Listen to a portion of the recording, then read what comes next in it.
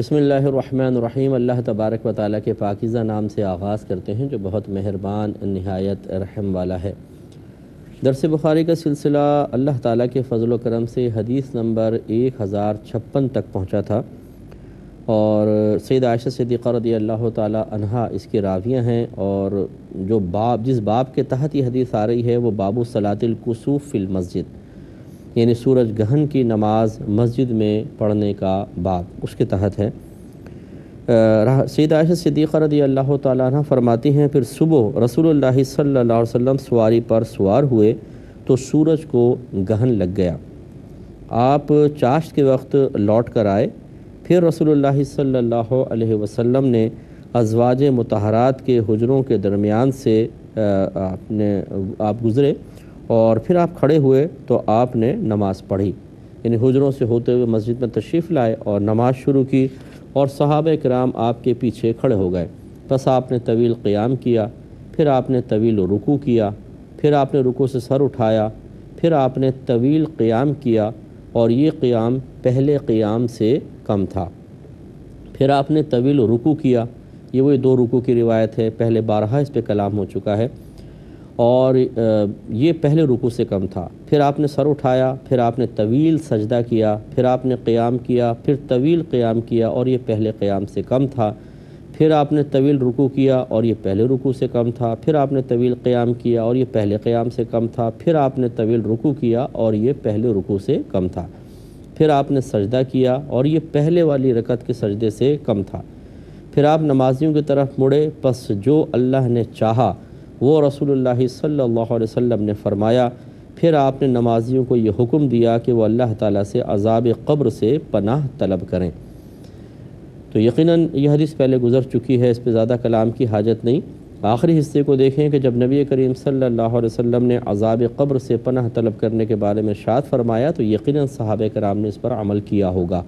اس سے معلوم ہوا، اور پچھلی حدیث میں یہ خود ثابت ہو چکا کہ نبی کریم صلی اللہ علیہ وسلم نے عذاب قبر سے پناہ طلب فرمائی۔ تو میں اپنے تمام سننے والے بھائیوں بہنوں سے گزارش کرتا ہوں کہ اللہ کے نبی جو معصوم ہیں، کوئی صغیرہ کبیرہ گناہ آپ سے سرزد نہیں ہوگا، جمہور علماء کے نزدیک یہی ہمارا عقیدہ ہے، وہ عذاب قبر سے پناہ طلب کریں۔ اور جو آپ کی صحبت میں ہیں صحابہ کرام علیہم رضوان، جنہیں اللہ تبارک و تعالیٰ نے اپنے فضل و کرم سے گناہوں سے محفوظ رکھا ہے، وہ آپ کی تلقین پر عذاب قبر سے پناہ طلب کریں۔ اور ہم جیسے امتی جنہوں نے نہ نبی کو کبھی دیکھا، نہ آپ کی باقاعدہ صحبت اختیار کی، ہاں اللہ تعالیٰ نے اپنے فضل و کرم سے ایک مسلمان گھرانے میں پیدا کر دیا تو ہمیں پتہ چلا ہم مسلمان ہیں، اور پھر ہمارے اعمال انتہائی گندے، انتہائی غلیظ، انتہائی بے پرواہی کے ساتھ ہم زندگی گزار رہے ہوں، اور پھر ہمیں عذاب قبر سے پناہ طلب کرنے کا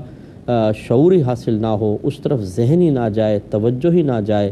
گھنٹے گزر جائیں، ہفتے گزر جائیں، مہینے گزر جائیں، سال ہا سال گزر جائیں،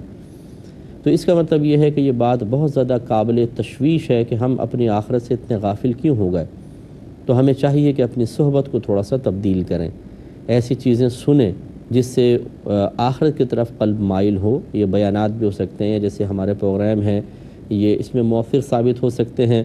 ایسا لٹریچر پڑھیں کہ جس سے آخرت کی طرف رغبت پیدا ہو، ایسی صحبت میں رہیں کہ جن لوگوں کو دیکھ کر ہی آخرت یاد آنا شروع ہو جائے اور انسان ان کے ساتھ رہ کر آخرت کی طرف مائل ہو جائے۔ اس لیے میں گزارش کروں گا کہ یہ زندگی بڑی مختصر سی ہے، موت کس کے زندگی کے دروازے پر دستک دینے والی ہے کچھ پتہ نہیں ہے، لیکن اچانک موت آئے گی اور ہم اللہ تعالیٰ کی بارگاہ میں پہنچ جائیں گے، اور پھر وہاں جا کر پچھتانا نفع نہیں دے گا۔ میں پہلے بھی آپ کو بتایا تھا، غالباً گاڑی چلا رہا تھا تو ایک وہ دیوار کے اوپر لکھا ہوا تھا کہ احتیاط افسوس سے بہتر ہے، یعنی ٹریفک پولیس نے لکھا ہوا تھا۔ اچھا جملہ تھا، یہ ذہن میں نقش ہوا کہ واقعی اگر آدمی بے احتیاطی سے ڈرائیونگ کرے تو بعد میں پچھتانا ہی پڑتا ہے۔ کوئی آدمی ہم سے مر گیا، اپنی ہی گاڑی ٹکرا گئی، دوسروں کا نقصان کر دیا، ہرجانہ بھرنا پڑے گا، تو پھر آدمی کہتا ہے یار کاش میں ہلکا چلا لیتا، کاش میں احتیاط سے چلا لیتا۔ یہ تو دنیا کا معاملہ ہے، یہاں کے پچھتاوے، یہاں کی حسرتیں، یہاں کے ہرجانے، یہاں کے خرچے کچھ بھی نہیں ہیں۔ یہی معاملہ اگر آخرت کا ہو جائے تو کہ آدمی وہاں جا کے سوچے کہ کاش میں احتیاط کر لیتا، اللہ کی بات مان لیتا، رسول کی بات مان لیتا، نفس کی اور شیطان کی مخالفت کرتا، ان لوگوں سے اپنا رابطہ منقطع کر لیتا جو مجھے آخرت سے غافل کر رہے تھے، کاش میں دنیا کی طرف مائل نہ ہوتا، لیکن پھر افسوس کا فائدہ نہیں۔ اس لیے ہم یہاں پر یوں کہیں گے کہ عمل اور آخرت کی تیاری افسوس سے کہیں زیادہ بہتر ہے۔ اس لیے تمام مسلمان بھائی بہن جو ہمیں سن رہے ہیں، خدارہ اپنی دنیاوی مصروفیات سے اپنا کچھ وقت آخرت کے لیے بھی نکالیں، سنجیدگی سے غور و تفکر، آخرت کی تیاری کا شعور پیدا کرنا، پھر اس کے لیے عملی قدم اٹھانا۔ اس کے لیے ترتیب یہی ہوتی ہے کہ انسان کسی اچھی صحبت کو اختیار کرے، اچھے لوگوں سے رابطہ رکھے، علم دین سیکھے، اس کے تقاضے کے مطابق عمل کرے۔ اور یہ میں آپ کو نہیں کہہ رہا ہوں کہ آپ سب کچھ چھوڑ کے مسجدوں میں آ کر بیٹھ جائیں، آپ اداروں میں داخلہ لے کر عالم بن جائیں، مفتی بن جائیں۔ اگر آپ یہ کر سکتے ہیں تو بہت اچھی بات ہے، لیکن ہمارا مذہب یہ کہتا ہے آپ رزق حلال بھی کمائیں، آپ رشتہ داری بھی نبھائیں، آپ دوستی بھی کر سکتے ہیں، دنیا کی جائز چیزوں سے آپ نفع بھی حاصل کر سکتے ہیں، لذت اور مزہ حاصل کر سکتے ہیں، جیسے ٹھنڈے پانی سے، گرم چائے سے، گرم کھانے سے، اچھے کھانے سے۔ شریعت نے منع تو نہیں کیا، اچھا لباس بھی آپ پہن سکتے ہیں، لیکن بس وہ شریعت یہ کہتی ہے یہ تمام چیزیں اجازت شرع کے ساتھ کریں۔ ان کے بارے میں پہلے یہ جان لیں کہ شریعت کس سے دوستی کو منع کرتی ہے، کس سے اجازت دیتی ہے، اور کون سا لباس پہننے کی اجازت ہے، کون سا منع ہے، کس سے کون سا عمل ہم کر سکتے ہیں، کون سا عمل نہیں کر سکتے ہیں، کتنا علم سیکھنا ہے اور کیسے سیکھنا ہے۔ یہ چیزیں تھوڑی سی انسان کو سیکھنی ہی ہوں گی، اور یہ اسی صورت میں ہو سکتا ہے کہ جب ہم تھوڑا سا اپنے اندر ایک شعور بیدار کرتے ہیں، احساس بیدار کرتے ہیں کہ ہمیں آخرت کی تیاری کرنی ہے۔ تو جب یہ احساس و شعور بیدار ہو جاتا ہے تو پھر راستے خود بخود دکھنا شروع ہوتے ہیں۔ لیکن چونکہ ہم ہمت نہیں کر پاتے، ہماری اکثر صحبتیں خراب قسم کی ہوتی ہیں، تو ہمارا شعور کیا ہوتا ہے، ہم بیٹھے بیٹھے دیکھتے ہیں اور کوئی کس کے پاس جائیں، کوئی نظر نہیں آیا، چھوڑو چلنے دو۔ تو ایسے کوئی نظر آئے گا کہ کمرے میں بیٹھ کر یا آپ اپنے جو گیدرنگ آپ کی موجودہ ہے، جو آوارہ گرد قسم کے لڑکے ہیں یا چرسی ہیں، موالی ہیں، شرابی ہیں، گالیاں بکنے والے ہیں، بے نمازی، ان کے درمیان رہ کر تو ایک دم سب کچھ حاصل نہیں ہو جائے گا، تھوڑا سا ہٹنا پڑتا ہے، تھوڑا سا پہلے شعور، اس کے بعد پھر عمل، پھر اس کے بعد اور آگے آدمی ترقی کرتا ہے۔ لیکن سوچ تو بنائیں، فکر تو پیدا کریں، اس کے بعد پھر اللہ تبارک و تعالی مزید راستے آسان کر دیتا ہے۔ اگلا باب ہے باب لا تنکسف الشمس لموت احد ولا لحیاتہ، کسی کی موت اور حیات کی وجہ سے سورج کو گہن نہ لگنے کا باب۔ اور یہ بارہا آپ عنوان سے جو ریگولر دیکھ رہے ہیں عنوان سے سمجھ گئے ہوں گے کون سی حدیث آنے والی ہے۔ تو یہ بار بار امام بخاری رحمۃ اللہ علیہ نے حدیثیں تکرار کے ساتھ نقل کی ہیں مختلف عنوانات کے تحت۔ تو شروع میں آپ کو شاید یاد ہوگا جو ریگولر دیکھ رہے ہیں کہ میں متکررہ حدیث چھوڑ دیا کرتا تھا اور آگے چل لیتے تھے، لیکن اب یہ ذہن بن گیا کہ برکت کے لیے ہر حدیث کو کم از کم ایک دفعہ آپ کے سامنے دوبارہ پڑھ دیا جائے، یعنی جتنے الفاظ ہم ذکر کریں گے کلام رسول کے اس کا مجھے ثواب ملے گا، اور جتنا آپ سن رہے ہیں آپ پر اللہ تعالیٰ کی رحمتوں کا مزید نزول ہوتا چلا جائے گا۔ تو برکت کے لیے ہم دوبارہ اس کو ایک پڑھ دیتے ہیں۔ حدیث نمبر ہے 1057۔ حضرت ابو مسعود رضی اللہ تعالیٰ عنہ اس کے راوی ہیں کہ نبی کریم صلی اللہ علیہ وسلم نے ارشاد فرمایا کہ سورج اور چاند کو کسی کی موت کی وجہ سے گہن لگتا ہے، نہ کسی کی حیات کی وجہ سے، لیکن یہ دونوں اللہ تبارک و تعالیٰ کی نشانیوں میں سے نشانیاں ہیں، بس جب تم ان دو نشانیوں کو دیکھو تو نماز پڑھو۔ تو گویا کہ اس میں نبی کریم صلی اللہ علیہ وسلم نے نماز کی تلقین فرمائی، کسی جگہ ذکر کی ہے کہ اللہ کو یاد کرو، اس پہ بھی ہم نے یہ عرض کیا تھا کہ اللہ کو یاد کرنے کی مختلف صورتیں جن میں سے ایک صورت نماز بھی ہے۔ تو اس لیے جیسے ابھی کچھ دن پہلے بھی سورج گرہن ہوا تھا یا شاید چاند گرہن ہوا تھا، تو ہمارے ہاں ہوتا یہی ہے کہ ہم وہ سیلفیز بنانا شروع کر دیتے ہیں اور بس ہم تماشا بنا لیا ہے، دیکھتے ہیں، خوش ہوتے ہیں اور یار دیکھو ایسا ایسا ہے، یا وہ توہم پرستی میں مبتلا ہو جاتے ہیں کہ یہ لوہے کو ہاتھ نہ لگائے، حاملہ عورت ورنہ بچہ ایسا ہو جائے گا ویسا ہو جائے گا۔ لیکن جو نبی کریم صلی اللہ علیہ وسلم چاہ رہے ہیں ویسا ہم طرز عمل اختیار نہیں کرتے ہیں، اس پہ توجہ کرنی چاہیے۔ حدیث نمبر ہے 1058۔ سیدہ عائشہ صدیقہ رضی اللہ تعالی عنہا اس کے راوی ہیں، وہ بیان کرتی ہیں کہ نبی کریم صلی اللہ علیہ وسلم کے زمانے میں سورج کو گہن لگ گیا تو رحمت کونین صلی اللہ علیہ وسلم نے کھڑے ہو کر لوگوں کو نماز پڑھائی۔ بس آپ نے طویل قراءت کی، پھر آپ نے رکوع کیا تو طویل رکوع کیا، پھر آپ نے رکوع سے سر اٹھایا تو پھر طویل قرات کی، اور یہ پہلی قرات سے کم تھی۔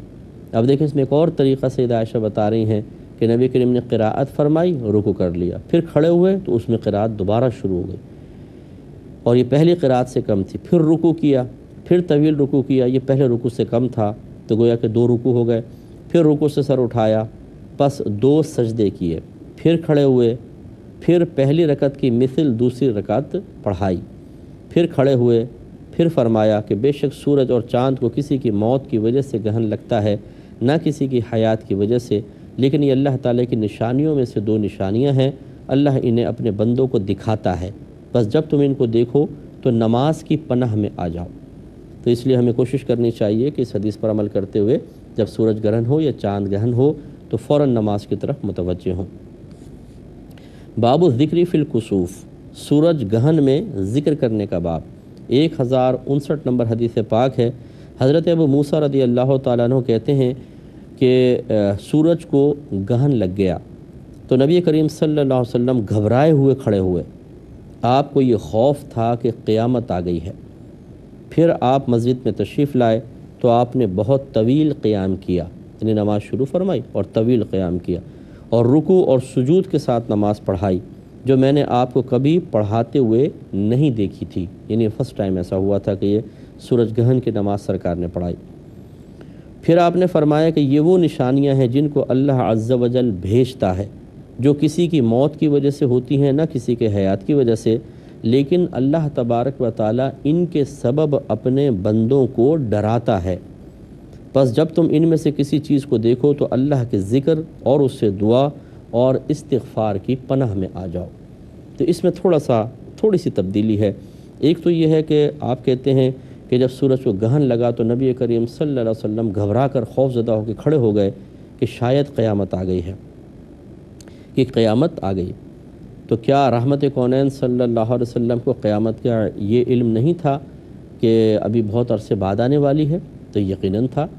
سرکار صلی اللہ علیہ وسلم نے ہی قیامت کی صغرا اور کبرا نشانیاں بیان فرمائی ہیں، اور رحمت کونین صلی اللہ علیہ وسلم جانتے ہیں کہ ابھی تو وہ نشانیاں پوری بھی نہیں ہوئی ہیں۔ تو پھر ایسا کیوں ہوا کہ آپ خوفزدہ ہوئے اور اظہار ایسے ہی ہوا کہ قیامت شاید آ گئی ہے؟ اس کی وجہ علماء نے بیان فرمائی کہ جس طرح کا منظر قیامت کے وقت ہوگا، اور یہ سرکار کی وسعت علمی کی بہت بڑی دلیل ہے کہ ابھی قیامت بہت دور ہے، لیکن میرے آقا صلی اللہ علیہ وسلم کو اللہ تعالیٰ کی طرف سے بتا دیا گیا ہے کہ اسی طرح قیامت میں سورج بے نور ہو جائے گا اور پھر ختم ہو جائے گا۔ تو رحمت کونین صلی اللہ علیہ وسلم کو وہ منظر ایک دم یاد آیا ذہن میں، اور یہ ہوتا ہے بسا اوقات کہ جو زیادہ معرفت الہی رکھتے ہیں، جن کا علم وسیع ہوتا ہے، بسا اوقات ان کی توجہ کسی ایک شے پہ اتنی ہو جاتی ہے کہ دوسری طرف توجہ نہیں رہتی ہے۔ یہاں بھی ایسا ہی ہوا کہ وہ جو قیامت کی نشانی ایک اللہ نے بیان فرمائی تھی، سورج کے بے نور ہونا، اس طرف اتنی سرکار کی توجہ گئی کہ وہ بقیہ چیزیں ذہن سے ایک طرح سے محو سی ہو گئیں کہ ابھی تو بہت بڑی نشانیاں آنی ہیں۔ تو ایک دم پھر جب اس طرف سے ذہن ہٹ گیا اور مکمل طور پہ توجہ ادھر ہو گئی تو پھر اس کا جو اثر طبیعت پر ہوا وہ ظاہر ہوا، جس کو میں ایک اور اس کی نظیر پیش کر دیتا ہوں کہ رحمت کونین صلی اللہ علیہ وسلم نے فرمایا کہ بروز قیامت انبیاء علیہم السلام نفسی نفسی کہہ رہے ہوں گے، یعنی ہائے میرا نفس، یعنی ان کو اپنا خوف ہوگا۔ سوال یہ پیدا ہوتا ہے کیوں ہوگا؟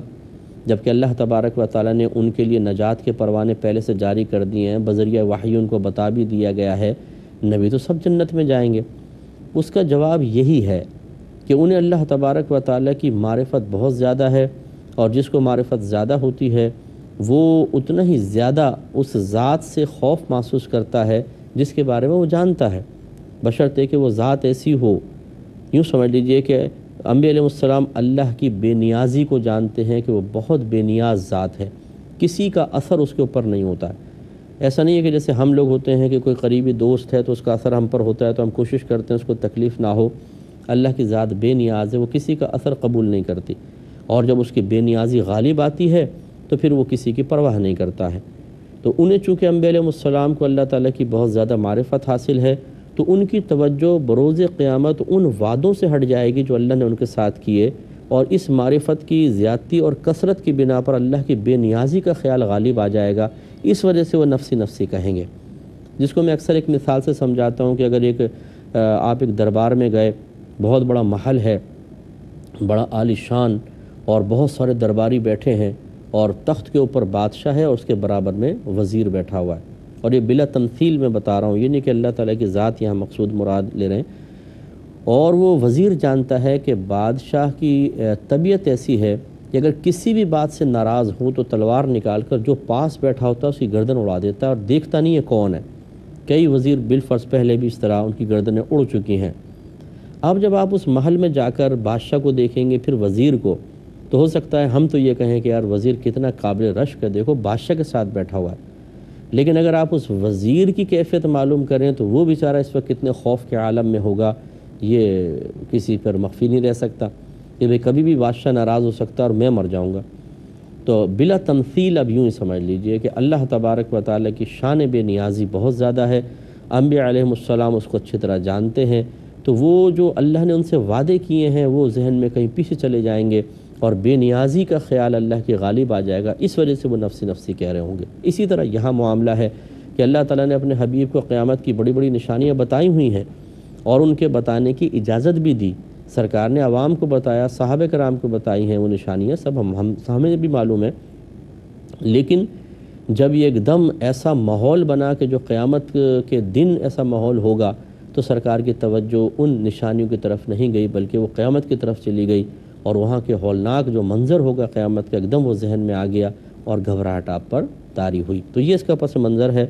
اس کے بعد نبی کریم صلی اللہ علیہ وسلم نے نماز پڑھائی، پھر فرمایا یہ دو نشانیاں ہیں جن کو اللہ عز و جل، یہ وہ نشانیاں ہیں جن کو اللہ عز و جل بھیجتا ہے، جو کسی کی موت کی وجہ سے ہوتی ہیں نہ کسی کے حیات کی وجہ سے، لیکن اللہ ان کے سبب سے اپنے بندوں کو ڈراتا ہے۔ تو گویا کہ ایک حکمت اس میں یہ بھی ظاہر ہوئی کہ اللہ تعالیٰ اس لیے سورج گرہن چاند گرہن کرتا ہے تاکہ لوگ اس سے قیامت کو یاد کریں اور اللہ کا خوف محسوس کریں۔ اور ہماری بے خوفی کا عالم سب کے سامنے، ہم کیا کرتے ہیں، شرارتیں۔ اور پھر سرکار نے فرمایا جب تم ان میں سے کسی چیز کو دیکھو تو اللہ کے ذکر اور اس سے دعا اور استغفار کی پناہ میں آ جاؤ۔ تین چیزیں بیان فرمائیں۔ نمبر 1 دعائیں کرو، نمبر 2 اللہ کا ذکر جو بطریق نماز، اور تیسرا استغفار۔ استغفار کا مطلب ہوتا ہے اللہ تبارک و تعالیٰ سے مغفرت طلب کرنا۔ تو اللہ کی بارگاہ میں دعائیں کرے انسان، اللہ ہماری بخشش فرما دے، ہمارے گناہوں کو بخش دے۔ جس طرح اچانک یہ سورج گہن ہوا ہے، اسی طرح اچانک قیامت آئے گی اور ہم تیری بارگاہ میں کھڑے ہوں گے۔ اگر گناہوں سمیت پہنچ گئے تو وہاں پر ہو سکتا ہے کہ ہمارے ساتھ بہت ہی برا معاملہ ہو جائے، تو اے رب ہمیں گناہوں سے پاک و صاف کر دے۔ ہم نے یقیناً گناہ کیے ہیں لیکن تیری رحمت کا تو کچھ نہیں بگڑا، تیری رحمت تو اسی طرح قائم و دائم ہے، لیکن ہم نے یقیناً اپنی جانوں پہ ظلم کیے ہیں، تو اللہ تعالیٰ تو ہمیں معاف فرما دے۔ تو بہتر ہے کہ اس طرح اجتماعی دعاؤں کا بھی انعقاد کر لیا جائے، تو بہت اچھی بات ہے کہ ایک دعا کرے اور چلے سب اس پر آمین کہیں، بشرطے کہ وہ ریاکاری سے پاک و صاف ہونی چاہیے، یہ نہیں کہ لوگوں کو متاثر کرنا مقصود ہو۔ اگر ایسا ہی ہے تو پھر علیحدہ علیحدہ کریں، سب سے بہتر ہے، اور انسان مصلی پہ بیٹھ کر روئے، اللہ سے استغفار کرے، اللہ تعالیٰ کرم فرمائے گا۔ وآخر دعوانا ان الحمد للہ رب العالمین۔